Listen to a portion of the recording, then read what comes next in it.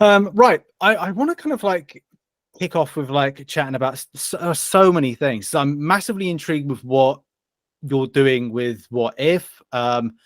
The fact that you've gone into business with your brother is like, I mean, I've got my sister, and I don't know, like sometimes I think, oh, do I want to go into business with my sister? But how are you finding that dynamic? Is it kind of like good because like family's kind of key and good? Yeah, I normally wouldn't go in business with family. Yes. That only causes trouble. Right. But Erico, my brother, is different because he's such a nice guy, and he's always been so creative. But he went into a different kind of career. He started doing, like, he's a lawyer now. But Wow. every time we talk, all these years, we only talk about silly things and nerdy things, and his jokes are so funny. And I was like, you should not be a lawyer. I understand why, you know what I mean? Like, Yeah. you make way more money than me, but you know, we need to do something different. And he's, you know, sometimes he feels a little bit, oh yeah, I should be doing something more related to that. So he decided to investigate and uh and you know, it's been a blast. I think we get along really well. But yeah, normally I wouldn't, because it's not because it's family that you're gonna get along, and then it becomes really entangled. Yeah. But yeah, Eric was probably an exception to the rule. I think that's nice because like you find the most weirdest like not ideas, but you get inspired to go from different directions. I worked for a lawyer, solicitors, and then I went to do like looking after serviced offices and stuff like that, like WeWork. And I then found myself in the games industry by chance. Everything is being by luck and by chance, but it sometimes kind of makes you feel different about what you're, and you kind of add some different perspectives and things that maybe you didn't think that you would kind of go into. So that's pretty exciting that he can find. Is he kind of like really getting involved with it? Is he offering suggestions? Yeah, he does. But he also knows me, so Yeah. yeah, like, we know the boundaries. Yes. So it's always good to, you know, he offers suggestions and stuff, but he's still learning how he works in the energy industry, right? All right. So doing contracts for, like, oh, if you want to build like a big oil rig or whatever, you know, his company does the paperwork. So it is big projects, but it's Yeah. not like the game industry. The game industry is very hit driven, right? You can put everything in place, everything, all the check marks, and still the game can be a failure, because Yeah. it depends on how people are going to respond, and you cannot control every single variable like in other industries. Yeah. Uh, so he's still learning about that, about how, like, sometimes you just need to, like, just go for it. You know what I mean? And you cannot control it. But it kind of balances me a lot because I'm very chaotic, like very chaotic. Like, I wake up one morning and I decide to do, I'm gonna do this, and then I change everything. And sometimes people go crazy, like a Kabam. People used to go crazy with me because I would just have ideas and I would try to, like, make them implemented. And as the company grew, it was harder and harder to, like, bypass processes. Yeah. But I still had some freedom to do it because I was one of the founders. So I would just go around people and say, "Hey, can you do this for me?" And a lot of ideas, you know, that end up in the game, it was just spur of the moment thing. And I think a lot of the fun of contests was that. Uh, Yeah. that we just like, oh, can we do this? Can we just, like, oh, we saw the whole button of that in the trailer for Guardians 2. Let's do something. Oh, let's make people press the button or not and make a choice, you know. And because it's mobile, you you you are agile enough to actually implement things fast. So that's what I liked about it. But then as the companies get big, you have people in every level kind of say, no, you have to do this way and this way, and makes things a bit slower and more difficult. Process driven. Yeah, It's like, yeah, exactly, right. So some people take solace on that. Some people go crazy like me because I like to just, I see a problem and I can fix it with my own hands. I'm going there and fix it. But did you sometimes find people just go mad at me because they're like, no, you have to talk to X and Y, and Yeah. Did you find that was when was that like when Netmarble were that acquisition? Did that kind of shift the dynamic of how you may have been like suppressed or well not suppressed, but No, the I don't think it's related to the Netmarble thing. We did have a really great structure in place, but the success of contests made threw us in the deep end a little bit, right? Because we were just a small team, everybody knew each other in the same room. So yeah we're just doing this thing, right? We just would have this indie mentality, even though a lot of us came from console. mm, And then this naturally grows into it. You know, let's say me and you are working together every day, and mm, then suddenly, because we're making a lot of money, we need to grow the business. yeah We need somebody at top needs to grow the yeah business. And so now they put you in one side of the company, put me on the other side, and we become pillars of the company, and a lot of in between people to work with us. But then we don't work together anymore. So that chemistry is gone. So you start yeah pulling people apart, and there's a lot of management. You know, I've been to many different studios there. It was exactly the same cycle. You start with yeah a lot of very committed, talented people, and then the success comes, and then you need to hire a lot of support people, and then the chemistry changes between having more developers and less support to having a lot of support and less developers. And right. then the manager start running the show. That's, I think, it's a natural process. It So doesn't was need this to what you be were different. hoping for with Marvel Realm when you got the opportunity to do that? Was that like, okay, well, I might have got a bit of breathing space to kind of create a little bit more? Yeah, when round came about, it was like contest was like firing on all cylinders. It was Yeah. amazing. Everybody was like super happy. Kabam Vancouver was making tons of money for Kabam. At the time, Kabam, it was still an American company, right? And then Yeah. so, but then one thing I felt is that me and my team were starting to like, okay, we're doing every month the same thing. I was Yeah. excited, but you know, I start feeling cracks in the excitement of people doing the same thing. Yeah. And I was already thinking about expanding that universe, maybe within contest and making something like Battle World and stuff like that. And I was like, oh, maybe this should be something else, right? And at the same time, I heard that Marvel was asking, like, so what's next for you guys? You know, like you guys are doing so well. And immediately I jumped on the opportunity to pitch something. But what I pitched was entirely from creative perspective. I wanted to create Mm, a world, reinvent Marvel in our own image, get yeah. everybody excited again about doing something new. It was almost like making an original game Yeah. within the confines of an IP like Marvel. So we got the security of making something with Marvel, but at the same time be creative like we always wanted to be. So Yeah. that's how it came about. It was like fantastic at the time because everybody, like, we went to Marvel and it was like almost like immediate green light. You know what I mean? Like they Mm, just look at that and it was like, oh my god. You could see people in the room. I still remember the day, like when I presented it. Uh, you could see in people's eyes that you know, we don't need to even, mm. you know, they love the idea so much, and that we came out of that room like, and it was, oh, this is gonna be something special. Like, Yeah. I guess that's I do want to go back to Realm in a minute, but I want to kind of just get back to like your background. You started off was EA your kind of like big start, would you say? in games, yes. Yeah.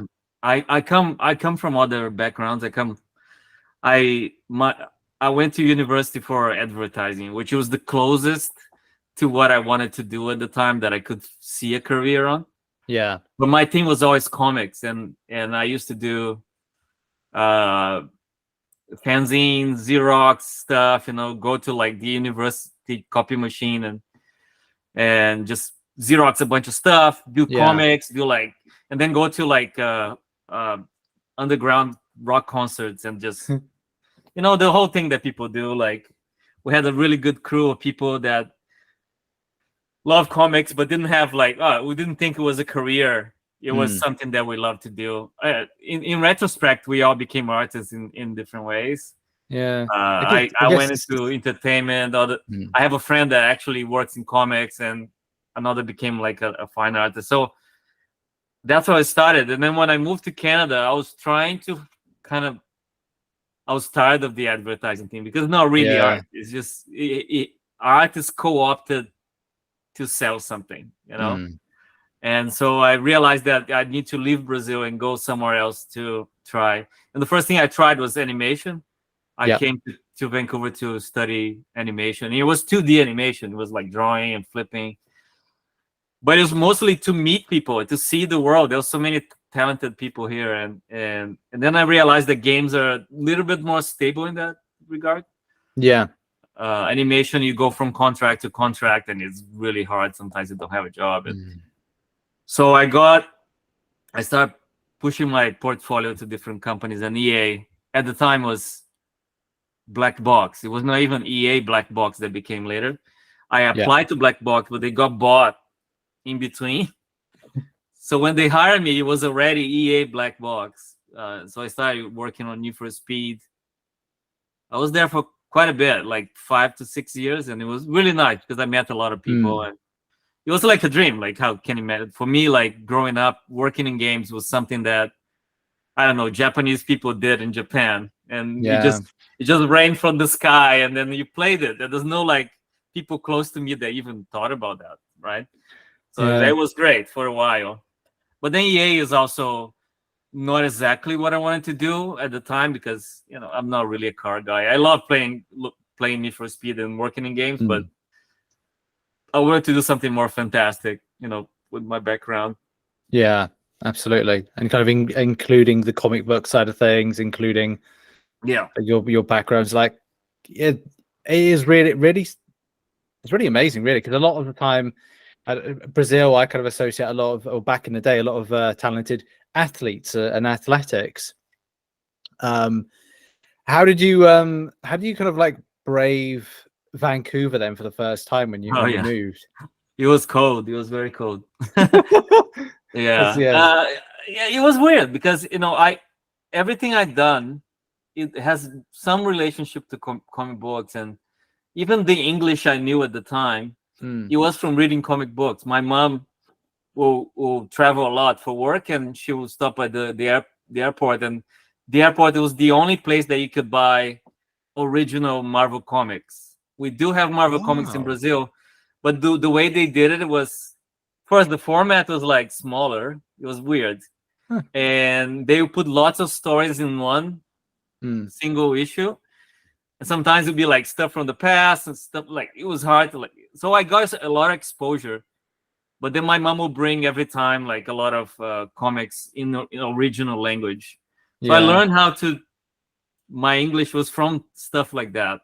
So I came here and I was like study animation, and I was trying to understand what people. My first teacher he was British, and the accent was really thick, and I was like, oh my god, I cannot understand a single thing. But you get along with people, and you start. We started like going to cafes and meeting people that would draw, like we'll draw together, we'll do like draw jams and stuff like that, and do comic books. So you start getting a lot of a network, and it really almost doesn't matter what you do in the course. The course teaches you a bunch of stuff, but the greatest part is every day I had this guy right beside me that would like kick my butt on drawing, and you really want to be better, because I came from a smaller city, and it was like, oh, I'm the king, I'm the best artist, and blah blah blah. When you go into the world and you see that everybody is as good as you or better. So what's the difference? What makes you go ahead and other people not? And I think there's a lot of like that. You need to insist a lot, and then you learn. And it's like talent is not everything, No. And I'm trying to teach that to my daughter. My daughter is really likes drawing, and I was like, yeah, that's like 10%. The rest you need to really be knocking at doors and sweating, because it's gonna be hard, Yeah. I definitely kind of like a lot of the time when I was video editing wise, like I worked with Dan Stovall, and also Brad of Kabam on a project in for 1.5 years. We worked on something together with Final Strike Games, and one thing that I learned very quickly was like I need to up my game when it comes to production. Some of the things that I created, I don't think, because that's still under NDA, I'll never be able to get out there. But even now, and with the new kind of job that I'm doing, it's still a point of going, even though that my YouTube channel isn't to the same level, there's stuff that I do with using After Effects and stuff that I didn't know anything how to use After Effects I'd say about a year ago. And now it's a case of like, I have to learn it. I had to learn this. I had to be better. I had to look at what other people are doing and go, I got to raise the game. And you're right. It's sink or swim, and you've got to swim. Yeah, that's exactly it. Like and if you don't really have to do it, you don't go the extra mile, right? And that's what I felt like in Brazil. There's a lot of talented people, and sometimes there's no opportunity. Yeah. So people in general are very, very resourceful. They'll do whatever it takes to get that thing out. Whatever, like and I met a lot of people. There's a lot of people coming to work in the industry now because there's a lot of exchange. Yeah. And the Brazilians and people from countries that don't have a lot of resources, sometimes they already like seasoned since they're very young, because they don't have sometimes they don't have the programs, and they have to find a way to get the programs. They don't have a computer or whatever, right? I was very lucky that my family had some means, and he helped me kind of get some stuff. But then once I got here, I was like, it's just me, and nobody's gonna pat my back and say, hey, like, oh yeah. So it took a while for me to get on my feet and find a job. And once CEA happened, then you start getting more acquainted with people, and then you start doing things together. And that's how I end up at Kabam, actually, because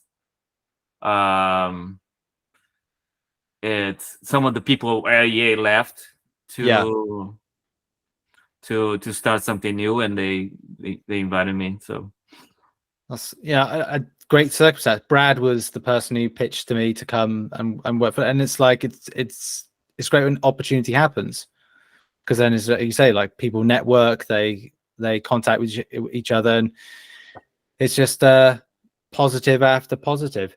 I want to go back to there's a lot of things that are really interesting. I started doing this new series that's about characters that have been created but that maybe still exist in the game files, or had existed in the game files but never saw the light of day. I know that you've talked to it's really cool because I've been delving into the history of it.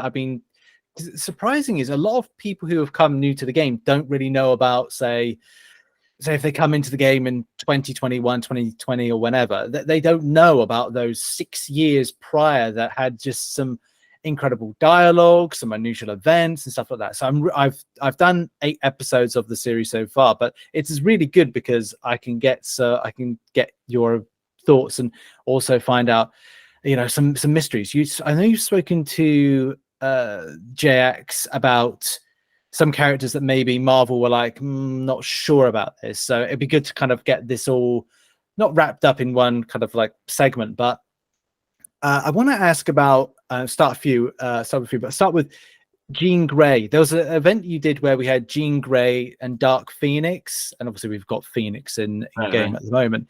It was interesting to me because I've always been a fan of the 90s version of that kind of style of Jean Grey. But the one that was designed in game had more of a different kind of elements of green. So maybe it's like cross green. And was there ever a plan to kind of bring that kind of a version of Jean Grey to the game at some stage? That Jean Grey was from the all new version at the time. So we used that one. That we felt that it was close enough to the classic, and it still like was updated. But the idea, I take the blame for that one because I wanted that character for the dialogue. Right. So that was at the time that I still could convince people to get some characters that will never be playable, because you have to justify every character for how much money they can make too. It's such a shame though, because I bet yeah. you're like I really want to get a lot of I these know, characters yeah. in.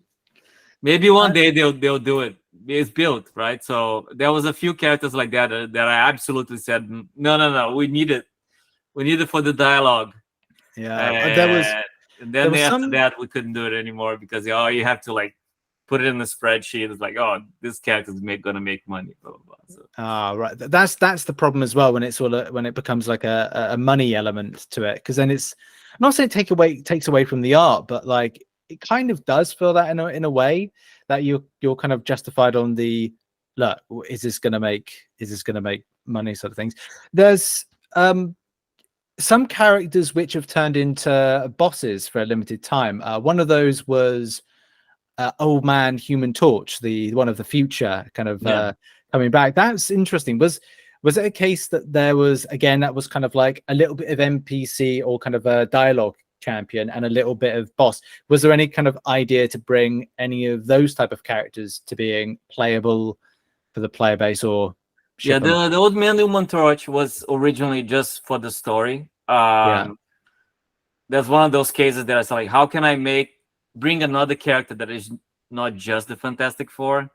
So we worked together to try and say, hey, what if we take the model they already have, change it a little bit, make him old, and make a version of that is old. So I was just trying to get around limitations of having to build an entirely new character. And then eventually people look at that character and it's like, how maybe we can make it as a boss or even playable. I think that there was a lot of that. That the story came first, and then later people say, "Oh, we're gonna use this. It's already built." It seems that like Kabam is big company, makes a lot of money, but they still like every company is like that, right? Oh no, it's not. I cannot justify you doing this because how much money is gonna make, and sometimes it's hard to quantify story and art to people that not really into it. I completely have like 100% faith that story is a like very important element of this kind of game. The why is as important as everything else. Why are you fighting? Why am I punching people all day long in this galaxy, right? So for a Marvel game, that's what it matters to me, and I think to Marvel too, is that we need a reason, as much as could be a stupid pseudo-scientific reason or whatever. That it needs to be a reason why you're going through this.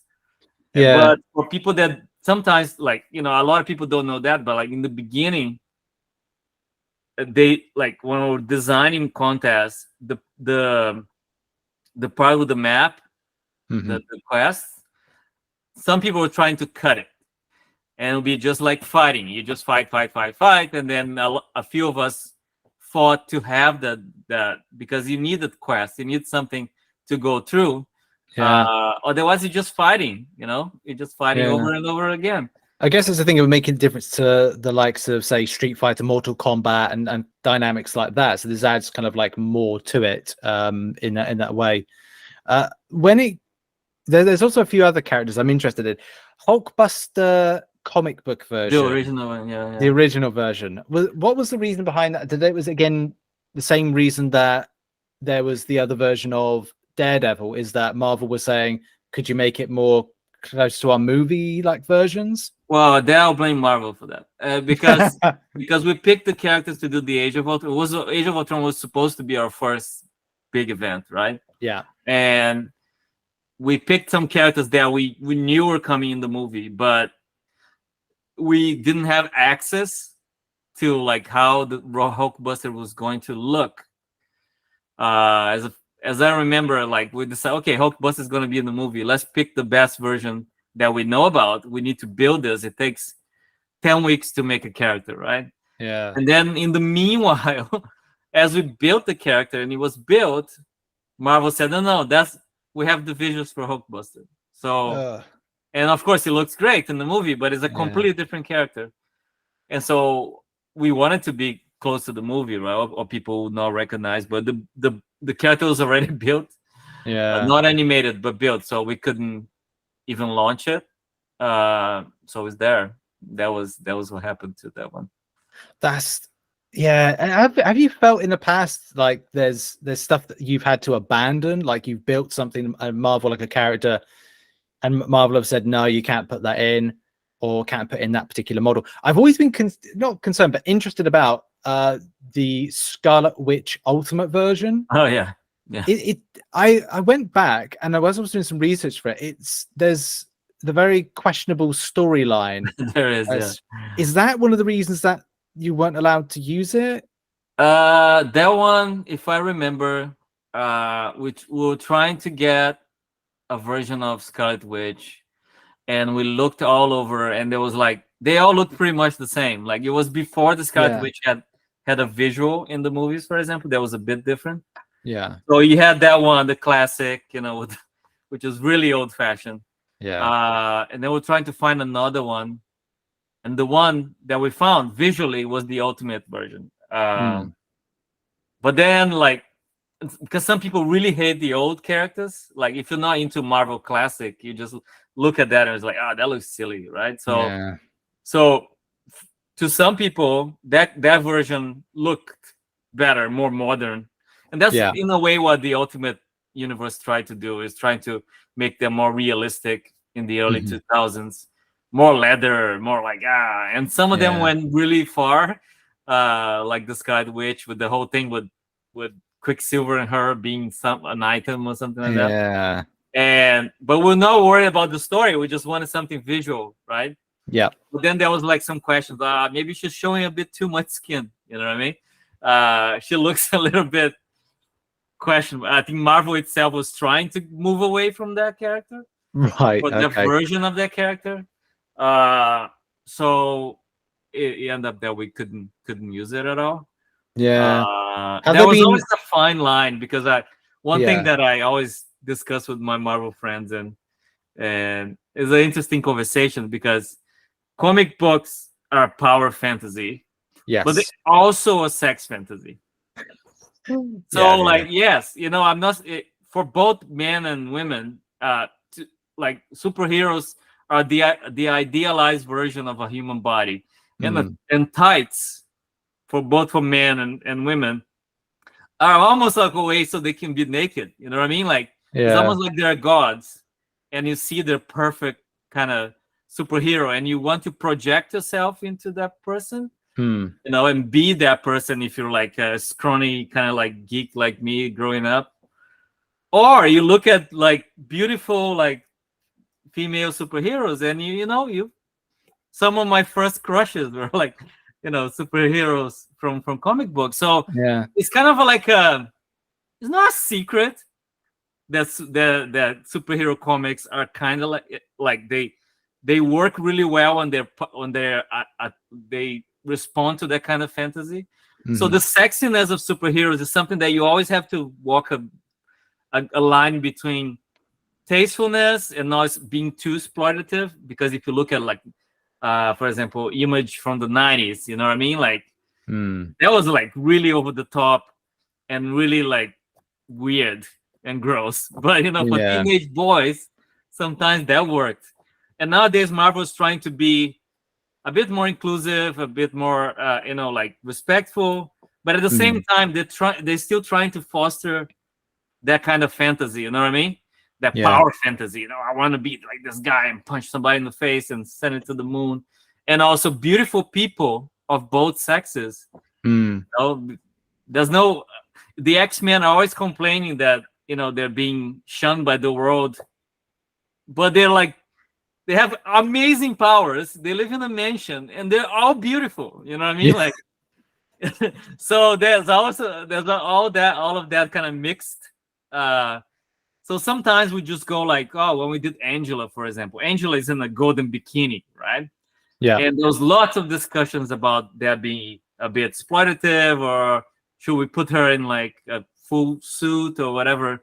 And that time it's like, no, I think this is what the fantasy is for this character. It's like a Frank Frazetta, Asgardian fantasy thing. If we put that in a high-tech suit, that's not the character anymore. But for other characters, there's no reason why I don't know, some characters will have a cleavage or walk in the high heels. That's stupid, right? Because you're fighting superheroes.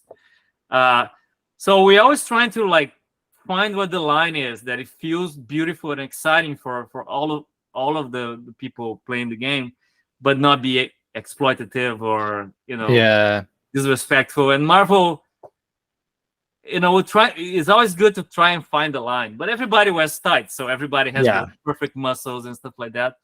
Doesn't if I one day I try to do like the ugly X-Men, nobody want to publish it. You know what I mean? That's true. And I tried, and I think, really. I think the X-Men needs to be like much weirder than they are.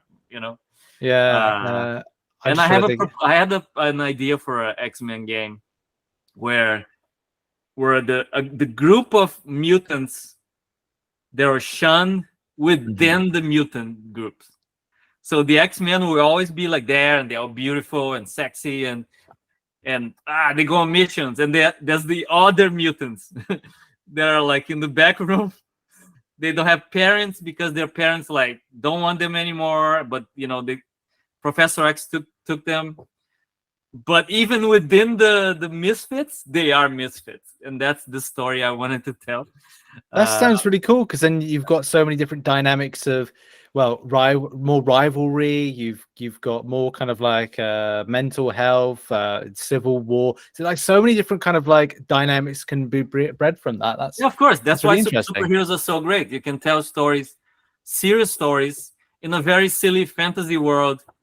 I tried many times in contests, and sometimes it got through. Like some people got personal and got related to some of the stories we told, even though it was like a bunch of superheroes punch each other in outer space. Because we managed to put something there that felt relatable, and that's always interested me. Like, what are they doing when they're not punching each other? The fighting is fine for me, but what I care about is like what's around it, and that's what interested me in the new games I'm making. Still fantastic, it's still a power fantasy, you still fight monsters, but at the same time it's so relatable that you feel it, that you've met those people before. Yeah, I do want to get into talking about the new game in a minute.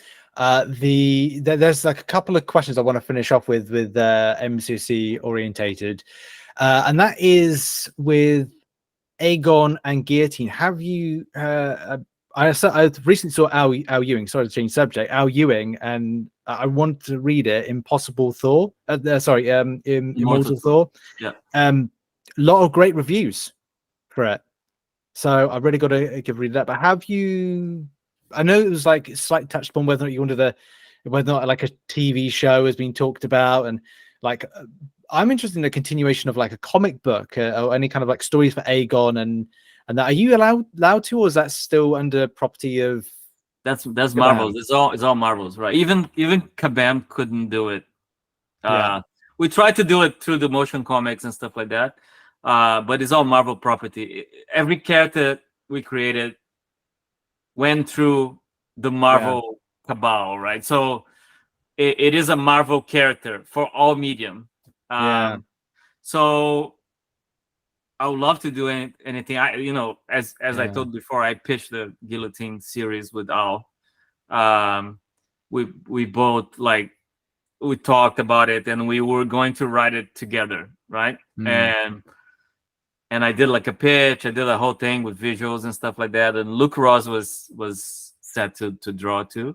Wow. But then I asked our guys at Marvel Games to take it to the publishing council to see if there's any interest. But all they wanted to do was the classic characters at that point. The movies were really big, and so they wanted to double down Iron Man. So it was. I don't think people understood how popular Guillotine had become. Yeah. Because comics are like the source of everything. But there's so many people playing these games every single day for years. Yeah. That I think sometimes people should pay more attention. Yes. I think now it's getting better. Yeah. The big console games are having like comics, but some of the original characters deserve a try. I don't know. I think you need somebody in the comic side to champion it. Yeah. I'd love to do Aegon is a bit harder because he's kind of connected to the Battle Realm, so you have to explain it a little bit.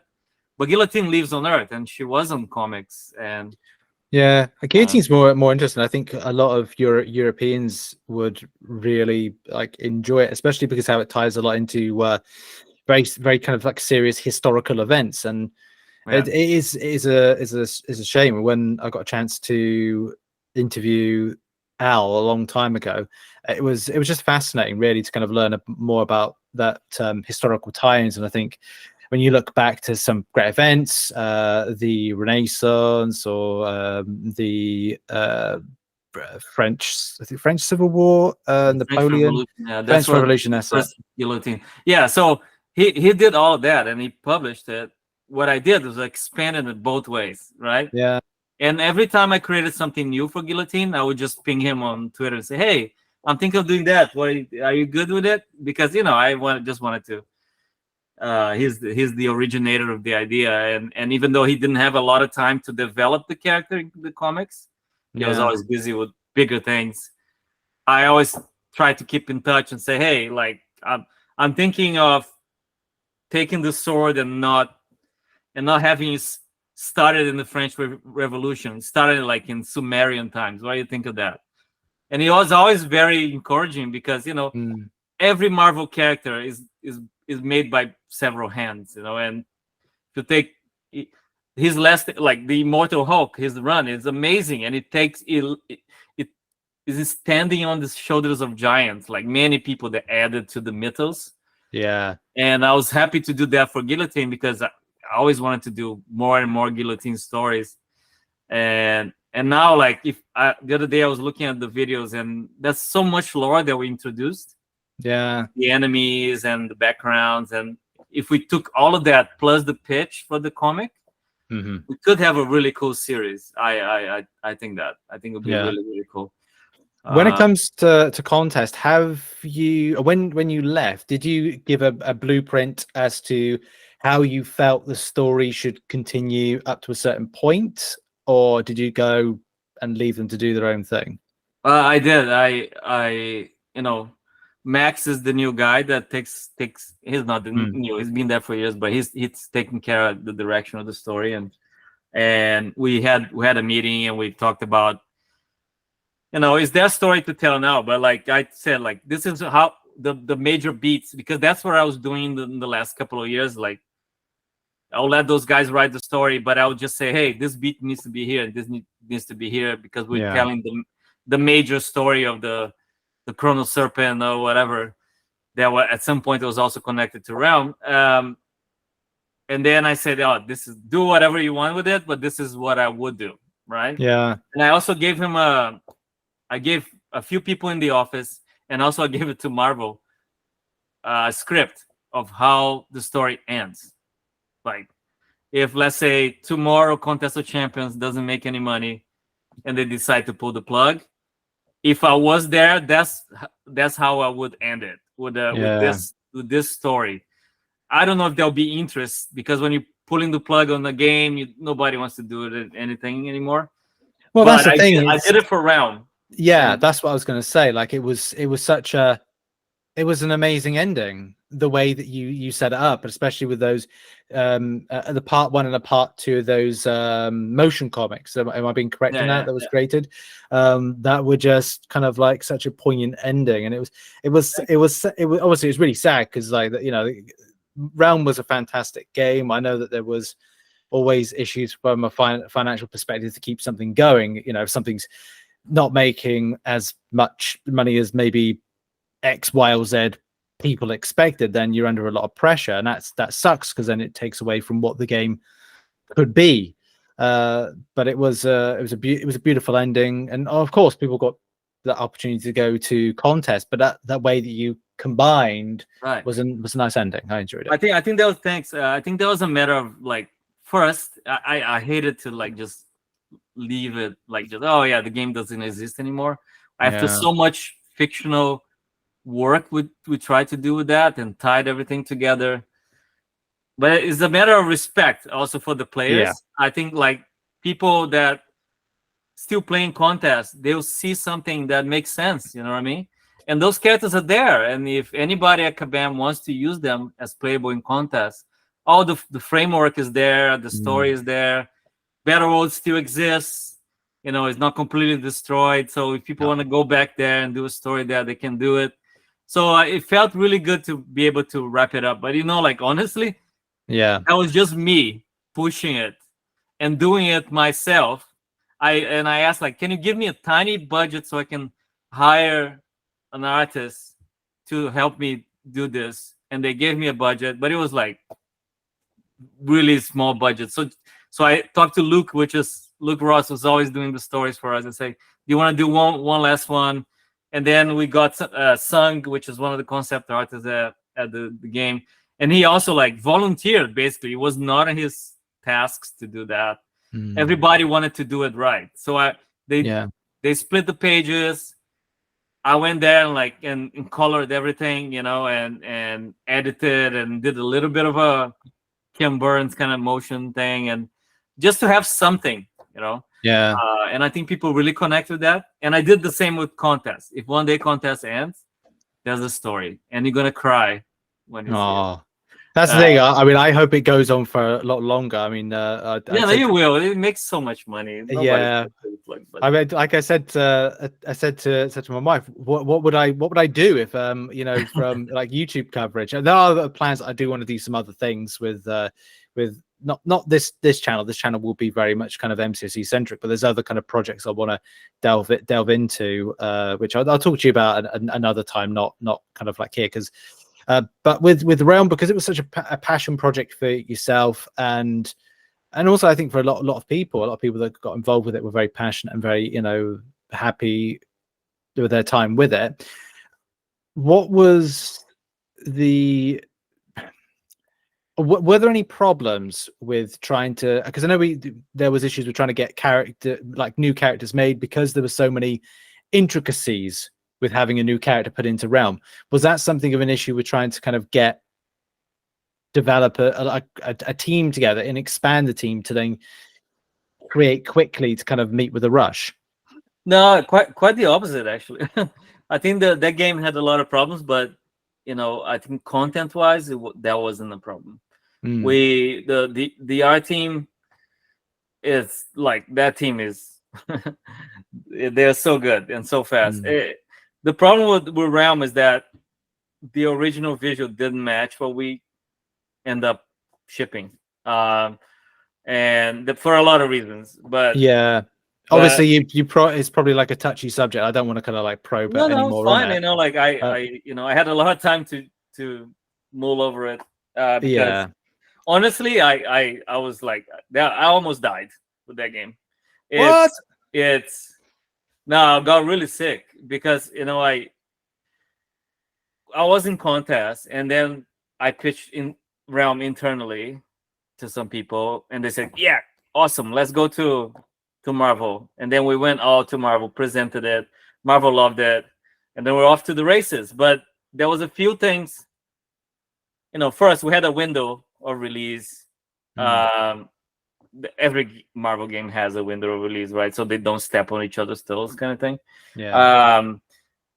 And we built this team so fast, and I think we built it too fast, too big.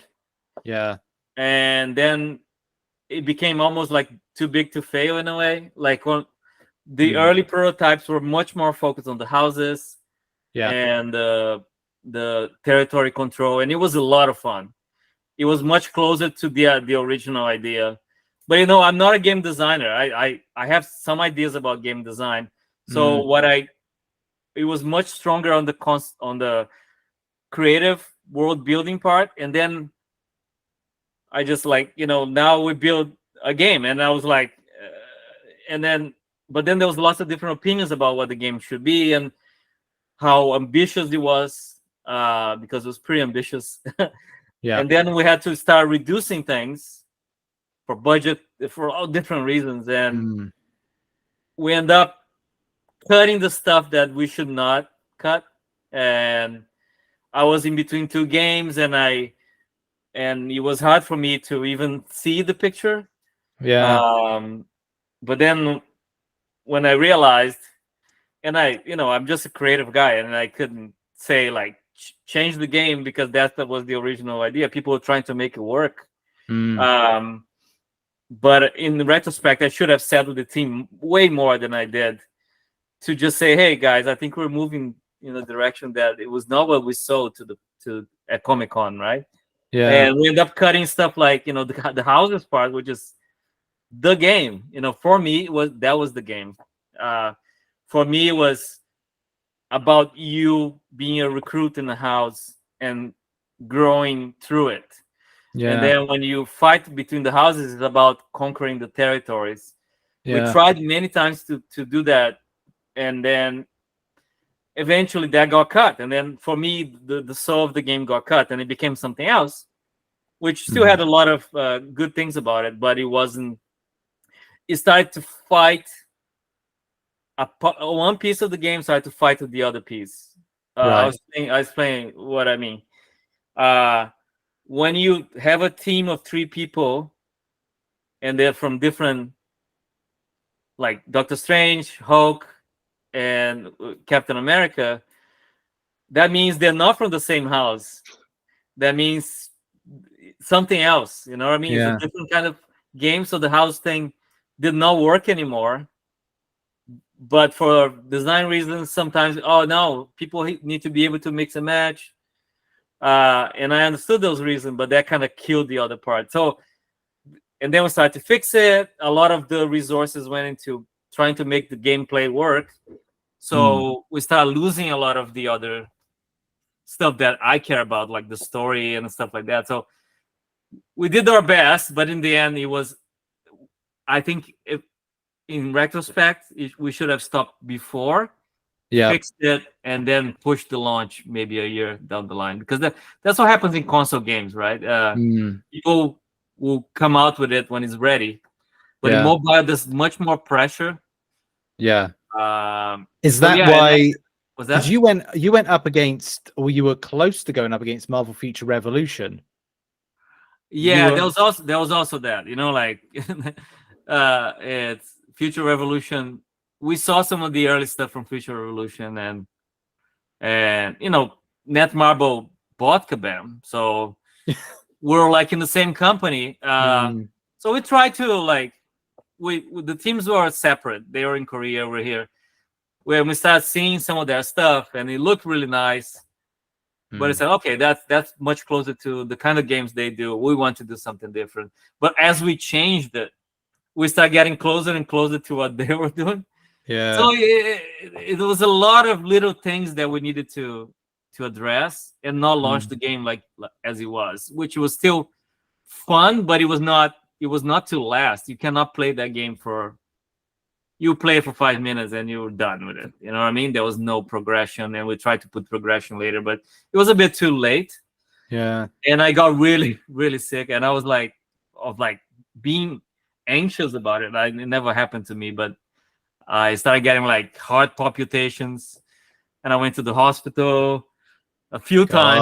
Okay. And I was like, I'm dying, I'm dying so much. And it's like, no, there's nothing wrong with you. You're just stressed. And I was really, really stressed. And I was like, it can't be like this. This was supposed to be the best game I ever worked in my life, the dream job, and it's making everybody stressed. And I felt like that I was getting everybody stressed and angry because I was originally the originator of the idea, even though it wasn't my game anymore. So I felt guilty. I felt guilty with Marvel, because those guys are like my brothers. We're being like 8-9 years working together, and we speak the same language. We have beers together, and I felt that I let everybody down. But in the end, like, I was like looking around, and I feel like there's very little people that feel like me. For a lot of people, it's a job, and it's fine. And they have boundaries. I don't.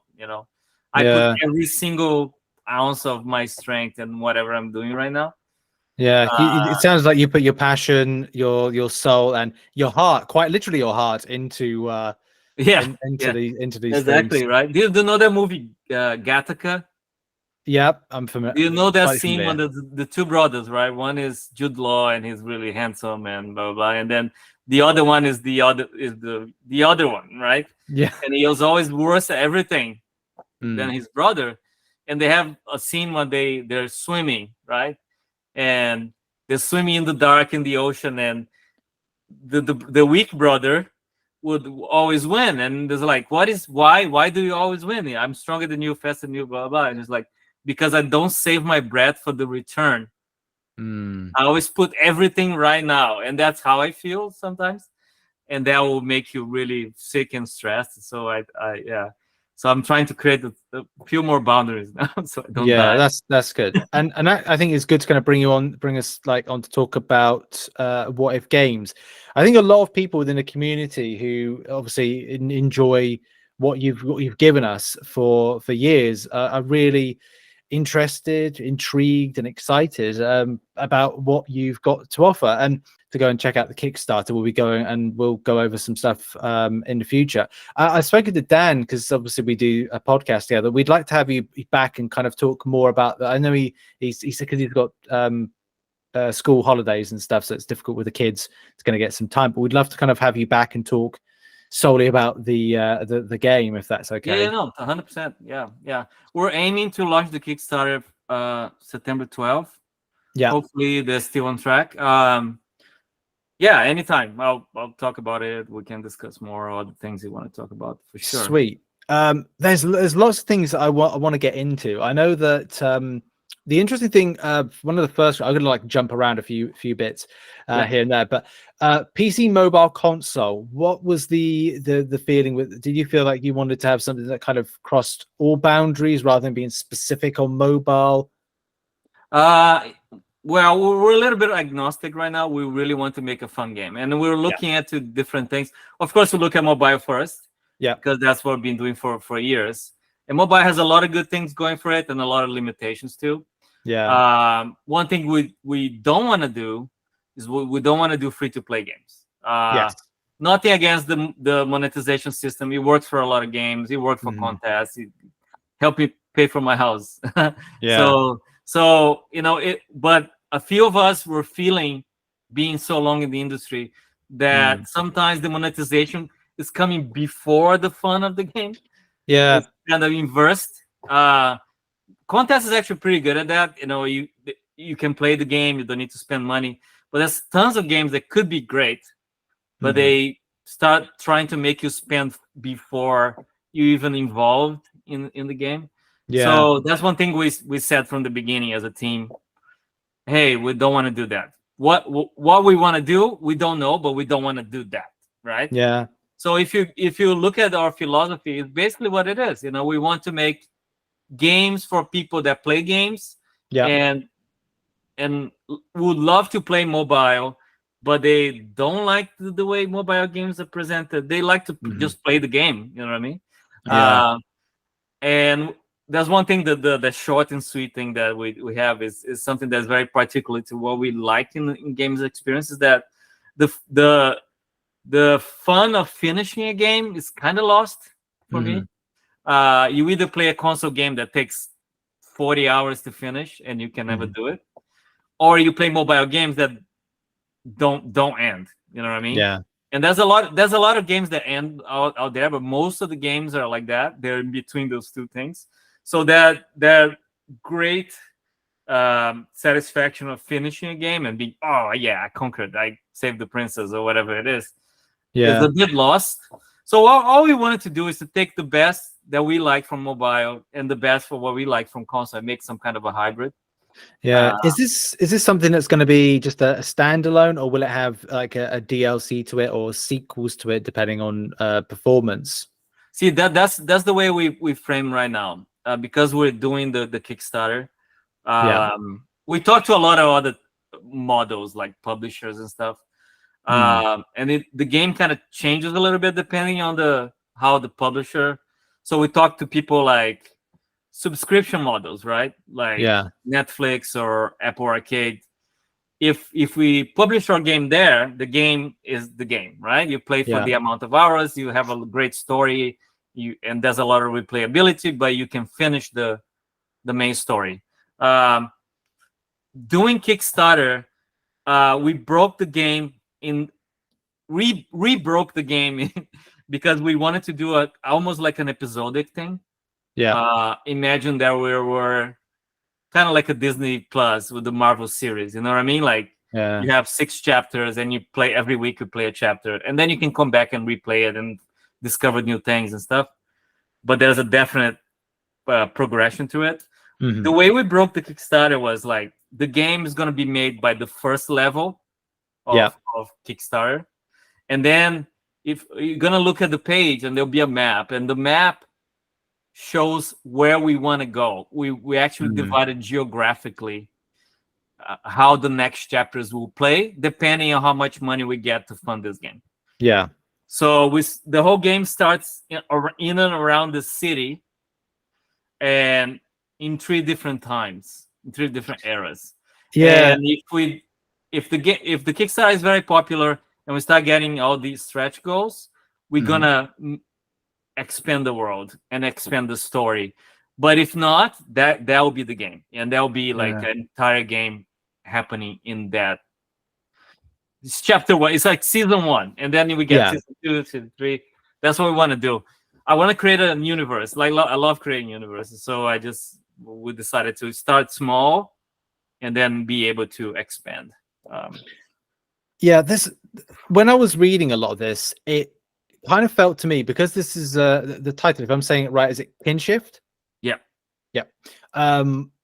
I was kind of thinking that this reminds me a bit of Lost in Space, where the dynamic is obviously the family's lost in space. Obviously not comparing exactly with the game. It's we'll go over that in a minute. But the dynamic of that being that the family being lost in space, especially like the film version, the most recent, not the TV version, but the film version with Matt LeBlanc in that there's the shift in time, and the older speaking to the younger. They're lost. There's that element to it, but the visuals, there's what looks to be a little kind of like nod to like Krakoa with the I have a lot of these inspirations. Like what's inspired this? I'm still a Marvel boy, so you're gonna see a lot of Marvel inspiration everywhere. I wasn't thinking of Lost in Space when I thought of that. I was actually the birth of this. It was a graphic novel I wrote a few years ago, and I never finished. And the idea was like, if I was going to make a Fantastic Four story, but make it mine and make it like just take a few elements of it and change it, what would I do? And then I started pulling the threads, and it became something different, but it still have the Marvel flavor to it. I don't think there's anything in my life I can do that won't have a little bit of Marvel in it. So but the Lost in Space thing, it's been years since I watched that movie, but there's actually now that you say it, I remember the time traveling thing. In this case, I think it's more like this is different. It's always going to be different because your memory goes into overdrive and you change things. But for me, it was about family and how even though you must be far away from your family and the people you love, you still feel very connected. In almost like a supernatural way. So I looked into that, and there is a term to that. KINSHFT is almost like that. It's this spiritual connection you get with people that are your kin. I know I live far away from my family in Brazil, but we still feel it's like we met yesterday. You know what I mean? So I wanted to take that to a fantasy realm and say, how can I make a cool story that people can relate, and still be fantastic? It still be like out there, full of creatures and stuff like that. So that's the idea originally. This is all exciting to kind of figure how all these different types of years and how everything kind of works between what's happening on those years. I think it's the art, really, like, because very much a lot of what I remember you for, as obviously stories, of course, but what the community, MCC community and MROC community will remember the visuals, because the art style is different. It's unique. I like that we've got in the Primordial Age. I saw like little kind of bits. So there's little advertisements. I think there's like pizza. What was it called? Pizza King, or is there King? Yeah. A little ice cream kind of like emblem as well. But yeah, as I was saying, like the dystopian age, like how do you feel these are going to be important to these different ages? How are they going to be important to your progression through the game? Well, the game basically you play as 3 characters at the same time, right? So it's almost like you have a team, but they're separated in time. So you're playing in the same areas, where you can switch between characters. And then when you switch between the characters, you see the same area in the future. So imagine that, like, if you're holding a mobile device, but of course in the big screen is different, but you can like swipe and see the same area, and you see, oh, this building is destroyed here. Oh, this is a desert, but here is a sea. Yeah. And that's how you work together to help each other solve the mysteries. And there's a story that goes through the end. So if you play as Nova, which is the daughter, she's in the Primordial Age, and the Primordial Age is basically civilization growing again after this big cataclysm.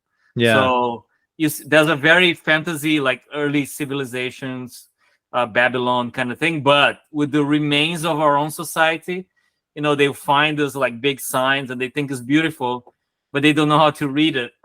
So they put it upside down, and like they think it's nice so it's a mix between pop culture, and it's almost like you live in Europe, so you know about the layers of civilization. Sometimes if you go to Rome, there's like you're living over the remains of ancient Rome, and that always inform what you are nowadays. I mean, there's no way to escape it. And then when you go into the dystopian age, it's almost like it's the dark ages again. 1,000 years later, this civilization falling again. So it's way more industrial. There's machines and robots and warlords, and it's a very dark place. And then the chimeric age is more like a mix of everything. It's a really crazy, like way into the future, organic kind of like machines mixed with like it's really out there.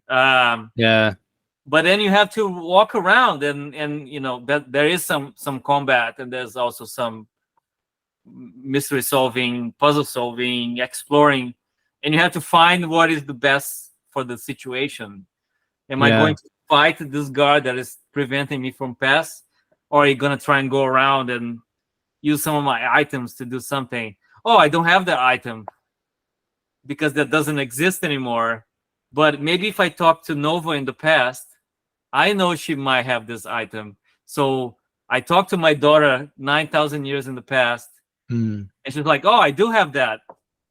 Let me put it in a time capsule, bury it somewhere so you can catch it in the future. So there is that element of puzzle solving across time. They have to be smart about it. How can I make this?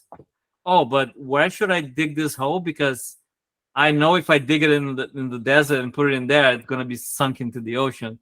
So you have to find a place that still survived in the future. You know what I mean? There's a lot of like back and forth. That's incredible. I think we've got like there's games on that have a similar dynamic to them that with puzzle solving, but this goes a bit beyond, because what you're doing is you really have to think about, as you said, if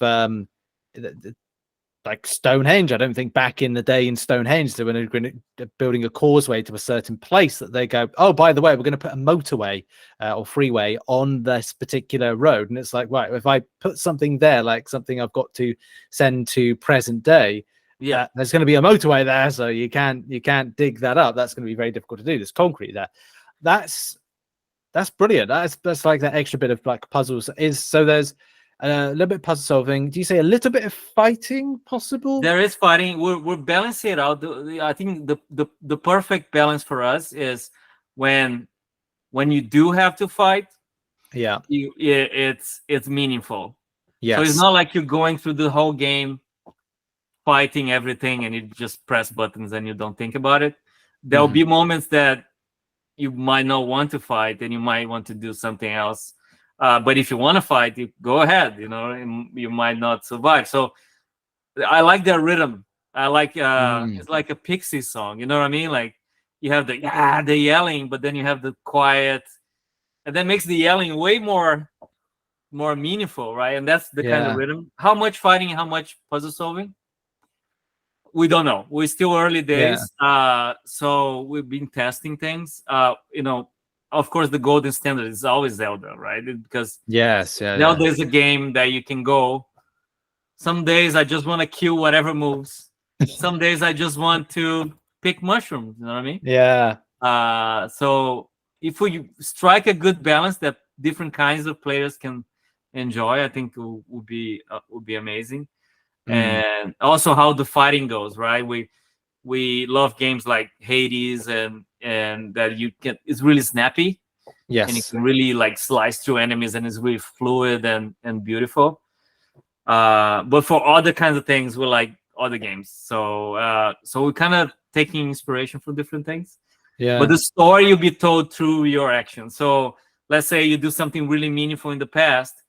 You might, let's say Nova is in the past and she does some really, really awesome in a specific area because she knows the people at that time will build her a statue. And when her mom's in the future or dad, the statue is there and they can break the statue to make a bridge to cross something, right? So there's a lot of little things like that we want to put and make people. I used to love those LucasArts adventure games that you had to really think about it. Like, if I take this element and move this element here. But with the time element added to it, it creates another level. Do you feel that with obviously all the stress that you've had to go through with Marvel Realm, a little bit with MCC, is this the game that you feel like you want to be remembered for? I don't know. I'm not thinking about that at this point. I just want to get enough funding so I can keep my team together. That's the most important thing for me now, because I gather a bunch of people. Yeah, I did notice ex-Kabamers and people that are really talented, that we work together really well. And I know those guys can get a job tomorrow, and they were kind enough to say, hey, we believe in this. Let's go without pay. Let's go and see where this goes, because that's what we want to do. So that's what I'm thinking right now, the next step. All right. So are they doing this? How can I keep building this? Right. Yeah. Are they doing this on the side then and taking projects, or are they? No. They're all full time on this. Wow. Okay. Yeah, but of course we have an expiration date. Nobody, like, everybody has bills to pay, but we planned to be doing this. And we talked to a lot of funding and a lot of people, and it takes a while. It takes months. Yeah. So like, you know what?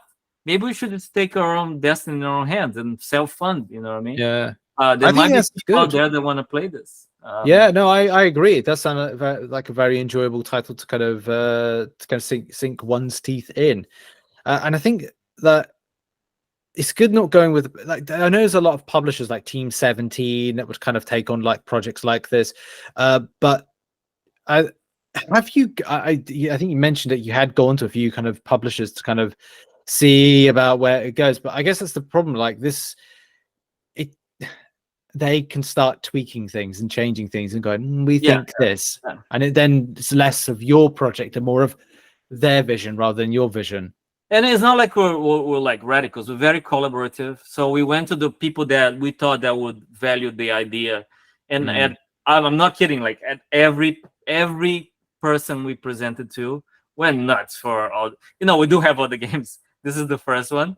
All the stuff that we presented, they went like, oh my god, this is amazing, let's do it, blah blah. But then when it comes to the money time, they were like, oh, okay, let's do it. So it's kind of like, we have to it's a very weird kind of time in the games industry right now. Yeah. A lot of people are struggling for funding, even bigger people. So Yeah.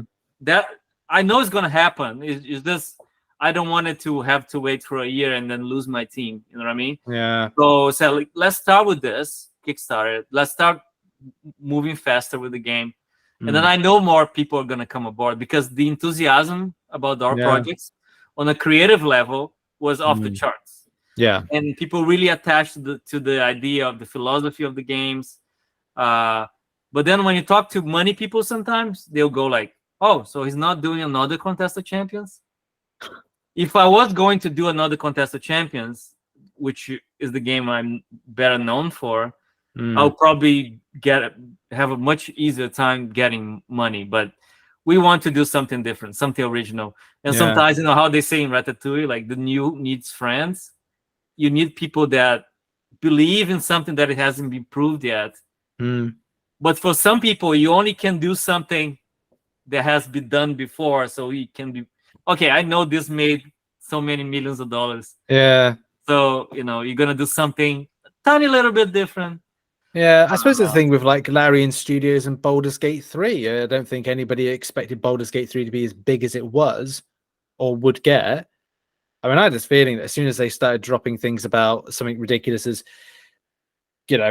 having sex with your companion, druids doing it in a bear form, you kind of thought, do you know what? This is going to shake up what is a very kind of like woke time for the world.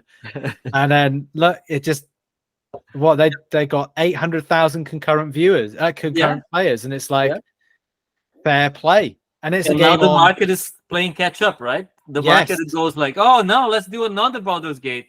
Like when in fact they should be looking at those guys and say, okay, let's believe in those people because it feels right. But a lot of people don't know what feels right until it's in their face. Oh, now it makes $1 billion. Have it more money, you know what I mean?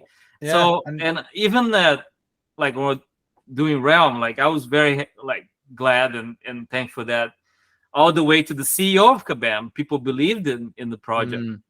And because the idea was like, I was like, that was years ago, that's 2017. I said, guys, Marvel is moving to the multiverse. That was like the beginning of the MCU. Like they'll get there. Yeah. We need to be there when they are there. Nobody was talking about multiverse. That is the logical evolution of things. You're doing things. Eventually, you have to do a reboot. How do you do a reboot? Oh, you create a lot of multiverses, do incursions, do Secret Wars, do whatever. Yeah. The comics did it. The movies are gonna get there, and let's make a game that is already there when people arrive. Yeah. You know what I mean? Instead of playing catch up. And now everybody's talking about the multiverse. The multiverse is everywhere. There's a the Barbie multiverse. And I feel bad because we missed the opportunity to actually have an amazing story about the multiverse with Realm. But I guess it's the thing that you now in a better place now for your creation, your art, whereas before it was in that moment, it was a great moment, but it needed to pass. So you can now come to What If Games and you're right. I needed to like close my eyes and jump. I've been thinking about that for a long time. Just going back to the basics and with the make games with my friends and never look back. Because sometimes you don't know how domesticated you get working on a big company until you get out. It's almost like you coming out of the water to breathe. And then, as good as the company was, Kabam was amazing. And, everybody was great. And they gave me a lot of freedom and I got well paid. But as the structures get made around you as a creative, it's not that I want to do whatever I want to do, but there's a lot less limitations.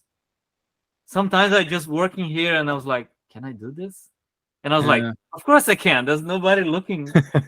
I never felt more creative in years.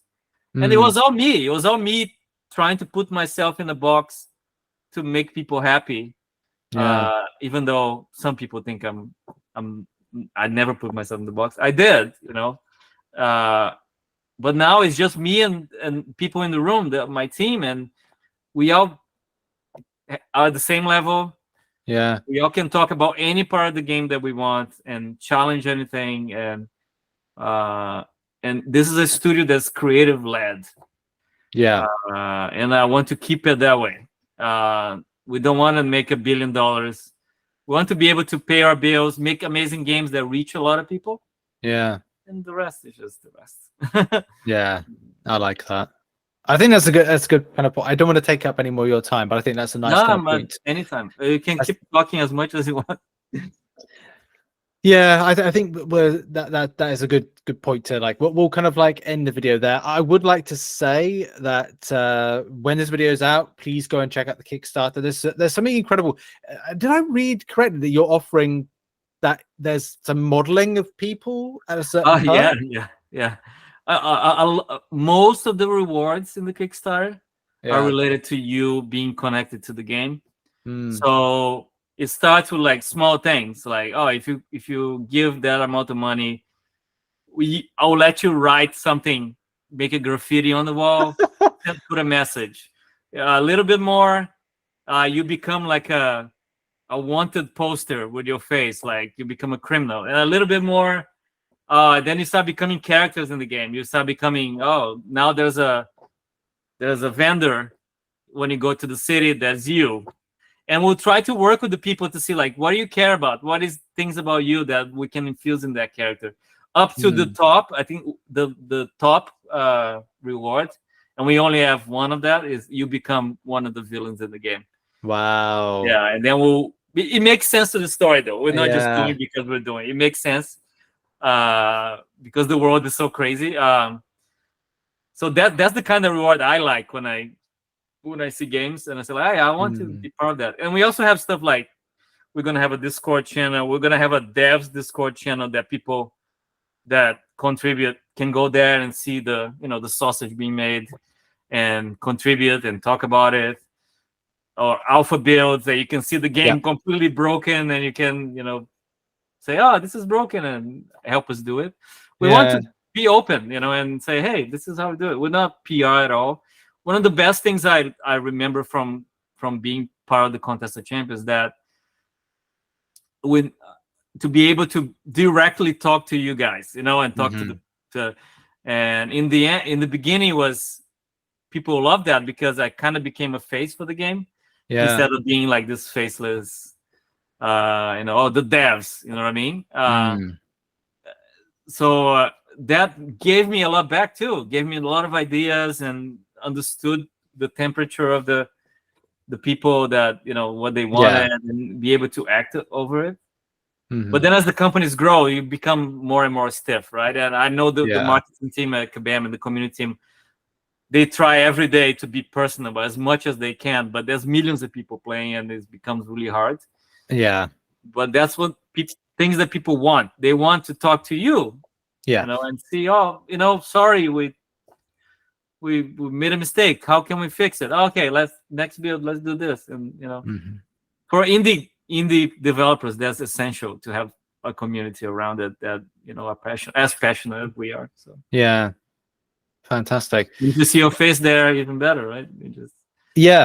Absolutely. And then I don't know, down the line it could be like expos and stuff like that where people get to attend. You never know. Could be at Gamescom.